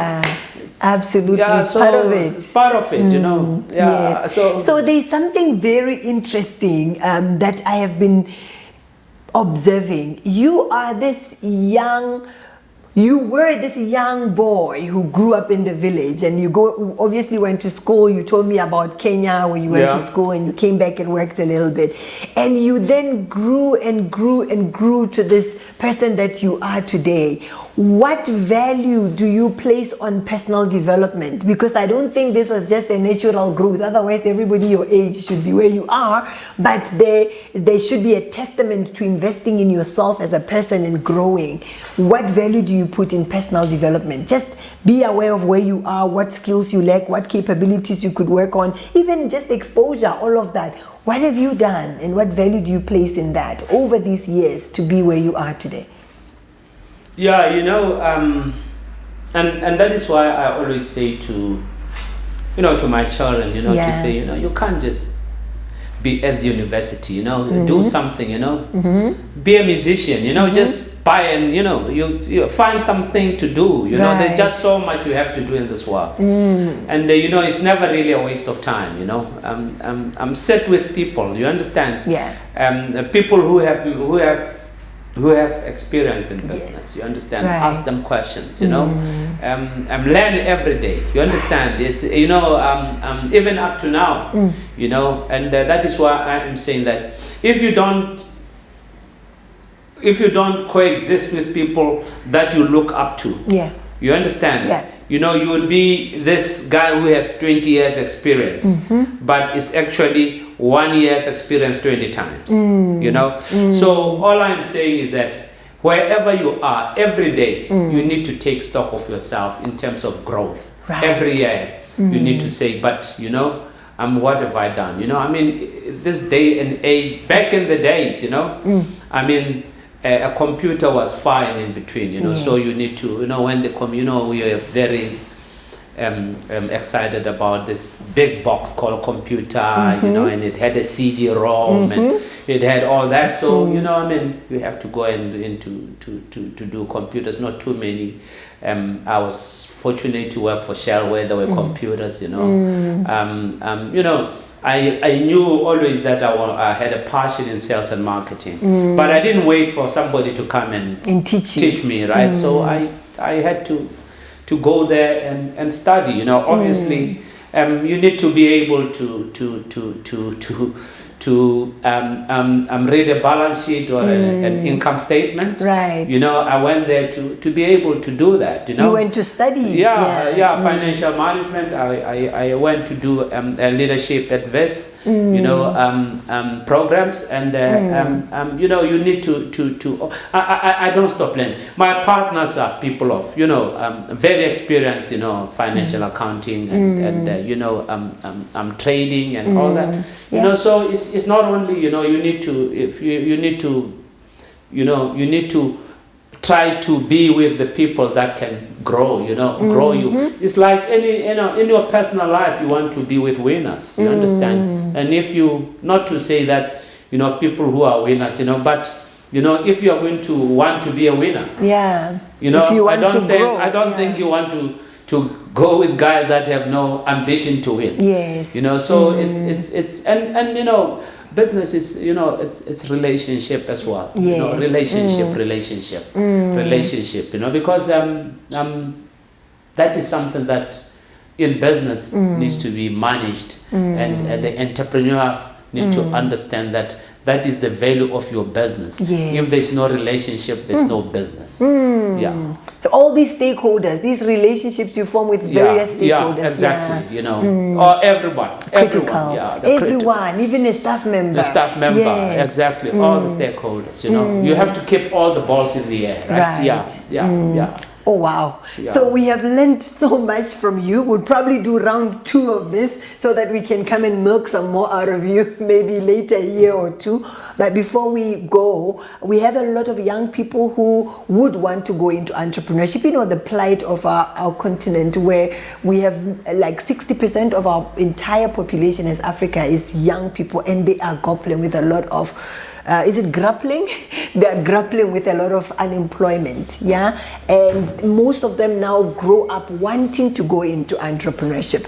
When you sit with any one of them and you say, oh, so why are you choosing, even at basic education, why did you choose these courses? They're like, because I want to go into entrepreneurship ultimately. I want to create my own job and other people's jobs. So we have young people who are really looking to go into business. They look up to you in such admiration, and they've learned so much from what we have discussed here today. So I want to give you a minute just to address them. This is your camera directly, and say to a young person, what word of encouragement would you give them if they want to go into entrepreneurship in their own country? Just words of encouragement from you to them.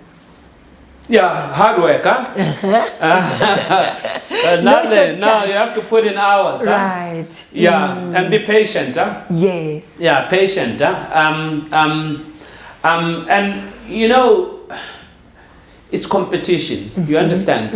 Yeah. You know, entrepreneurship, you can't just be an ordinary guy. Yes. Okay. You know, you have to be extraordinary. Right. Yeah. You know, you want to be. You can't just be, you know, you need to be a competitive person. You understand? You need to be not only competitive, but, you know, ambitious. Right. Yeah, you have to, you know, you have to be ambitious and not overly. There's overly ambitious. You just need to be having this drive. This inner drive to want to achieve something. And these days and age, you understand, we always want to look at multi-skilling. Okay. Multi-skilling is the new, you understand, I mean, you'll find a guy who's a lawyer, is an IT person, because you have to be an extraordinary person. Right. Don't there's no free time. There's just so much to learn. Yes. Work is just one of the things that you have to do in life. But you don't want to go to work to determine your future. You personally should determine what your destination is. Yeah. Wow. You personally can determine where you are going to be in life. Nobody else is going to be doing that. Right. Yeah. You need to say, no, this is what I have, And like everything else, you have to be conscious when you're going. You understand? Right. Sometimes I come and ask my guys that, are they aware of that there is, people, they are walking and they are driving and they have no, mental, you understand, aptitude. I can see that there's a new building somewhere, because I'm a property person. I can see there's a new shop. You understand, it can't just be, it's Sunday, I'm relaxed, but that is how I am. You understand? I'm very conscious about who I am. I'm a business person. I see, I ask questions. Guys, what are you building here? No, we are building a supermarket. Guys, what are you building here? Maybe it's my competition building. Right. I need to know. You understand? So you must be that sort of person. It must be in you. Right. You understand? Not. It's a game. You have to enjoy it. It's a game.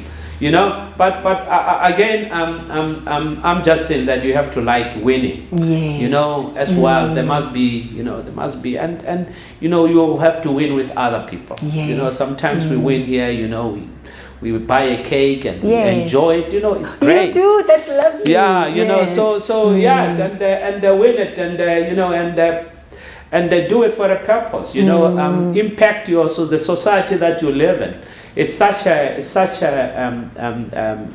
great, I think that, it's a great job. It's a great job, I'm just saying that, if business was about failure, you understand? Yeah. We don't count failures in business. Yeah. Because, you win to fail or you fail to win. Yeah. So I just think that anybody who is, they must just, if you believe that you are the right guy, go for it. Yes. Yeah. You understand? That self-belief is no important. self-belief, just go for it. Okay. And the thing is that it's if you take that accountability. Right. It's not an easy thing, it's not a, it's you're going to employ people around the way. Yes. You have to understand, that you are carrying a lot of responsibility. It's a big responsibility. Yes. So live it. Monday, it's not about Monday to Friday. It's about that you are changing your life if you want to enterprise. Yes. Yeah. It's an entire lifestyle. But stay on the lane of integrity. Finish story. Thank you so much. Thank you. What a class. Yeah.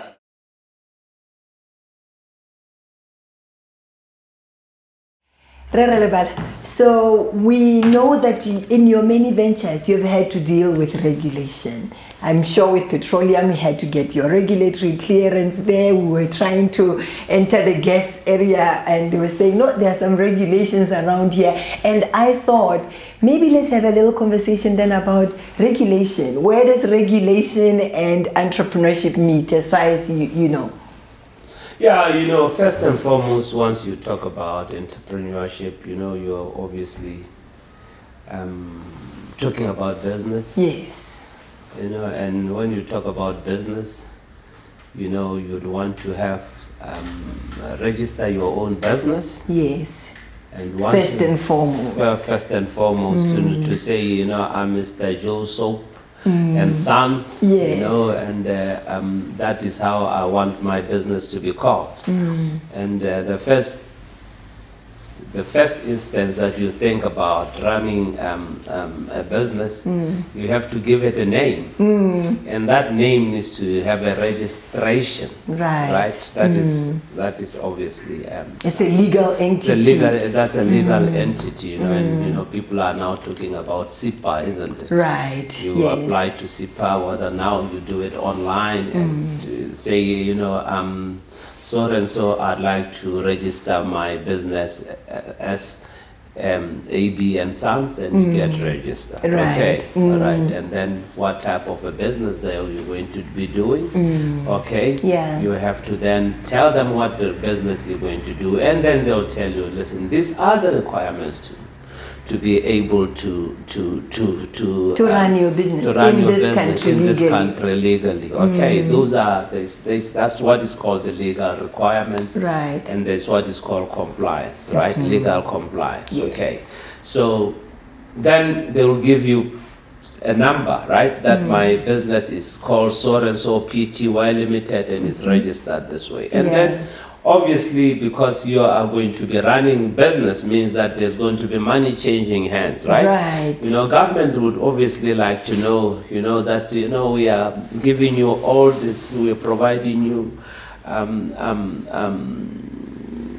your kids go to school, you're driving on roads, you understand? Right. I think it's only fair that you need to pay school fees for that, Right. and that's when the taxman comes in, okay? And that is what is called Botswana Unified Revenue Services. BURS comes in and say, please just register with us so that we are able to measure, you understand, Right. your income, and versus your expenditure. And if there's a little bit that you have made, please can you contribute to the upkeep of the country. Right. You understand? That's where BURS, that's what is called income tax. Okay. Right. And then we have pay as you earn, to say that even as an individual, your employees and all other people that work for you, they need to be able to say, we take our kids to school, we are working so that,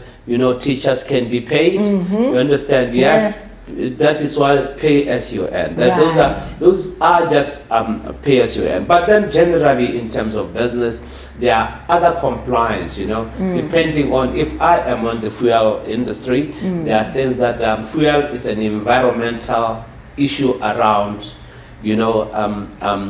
first safety and all that, right? So we have our own compliance in terms of the industry that we are in. So generally what now we're talking about entrepreneurship, depending on which industry you participate in, you need to learn about what are the compliance requirements and what does the regulations regarding the industry that you are in. That is very important because it is important for you to be regulated.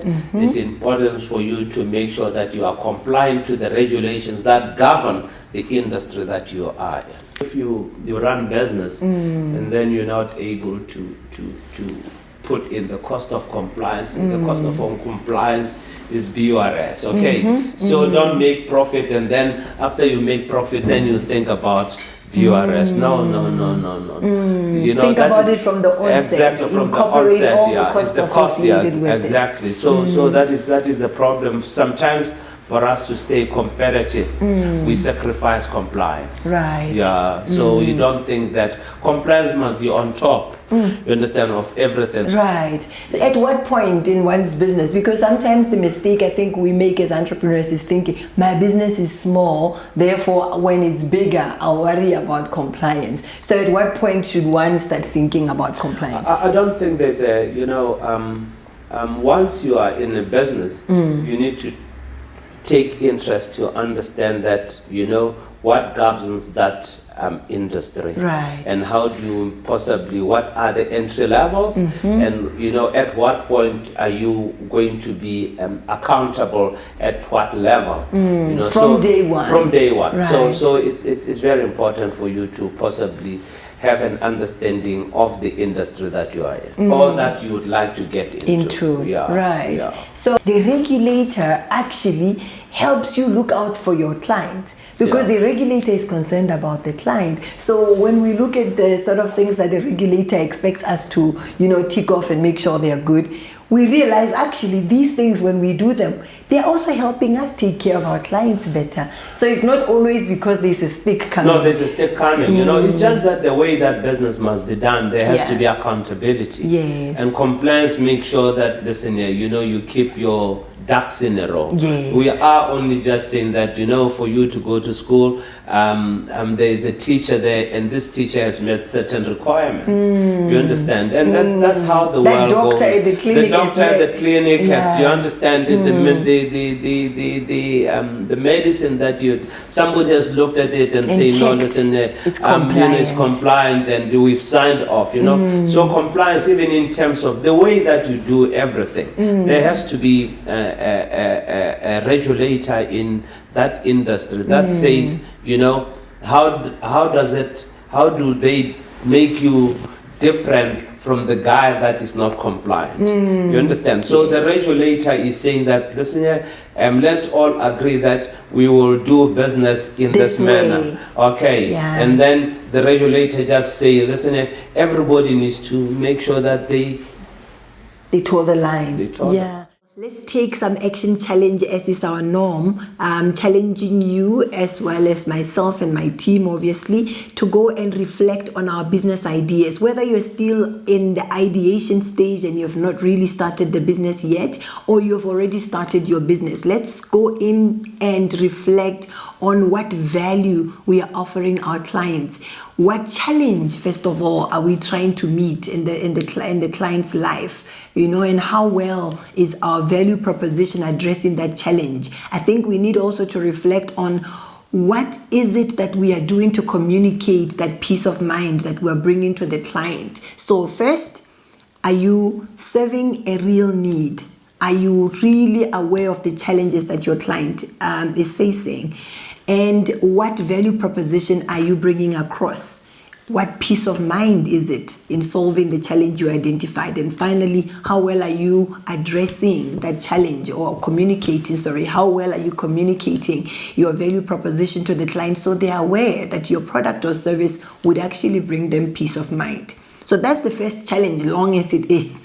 The next challenge is for us to reflect on all the skills, the knowledge, and the networks that we have amassed over years of work. In the event that you have been working for many years, how much of that experience in the formal work environment have you brought into your business? How much of it are you using to systemize, to bring structure to your business, to create controls and ways of monitoring your performance, just like you would in a normal working environment, formal working environment? Now that you are running your own business, can you help it to graduate from a side hustle using all the skills, all the knowledge, and all the networks that you have amassed over the years of work?